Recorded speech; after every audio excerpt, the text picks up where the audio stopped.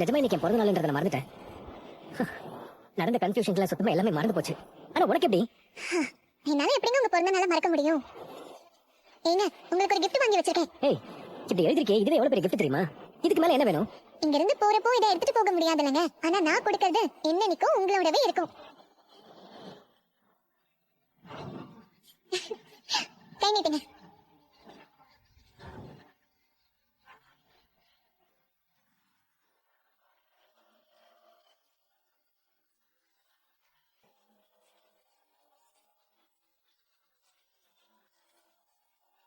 பிடிச்சிருக்கா?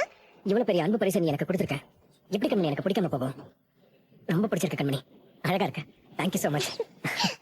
ஆமா, இதை எப்ப நீ வாங்கின? உங்க பிறந்த நாளுக்காக நான் ஏற்கனவே வாங்கி வச்சிருந்தேங்க. போட்ல வரப்போ என் பேக்குள்ள தான் இது இருந்துச்சு. புயல் காத்துல போட் கவுந்து போற மாதிரி ஆச்சுல, அப்ப இது தொலைஞ்சிட கூடாதுன்னு எடுத்து பத்திரமா வச்சுக்கிட்டேன். சூப்பர் கண்மணி, சத்தியமா நான் இதை எதிர்பார்க்கவே இல்லை. ஆக்சுவலா நீ மட்டும் இல்லைன்னா நான் என்ன இருப்பேனே தெரியாது.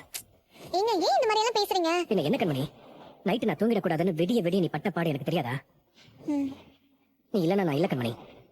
நீ என் உயிரை காப்பாத்துறது இது ஒன்றும் ஃபர்ஸ்ட் டைம் இல்ல. உனக்கு எப்படி நன்றி சொல்றதுன்னு தெரியல. ஏன்னா அதுக்கு என்கிட்ட வார்த்தையும் இல்ல. ஷோ, போதுங்க விடுங்க. இல்ல இல்லன்னு சொல்லிட்டு சும்மா என்ன பாராட்டிட்டே தான் இருக்கீங்க.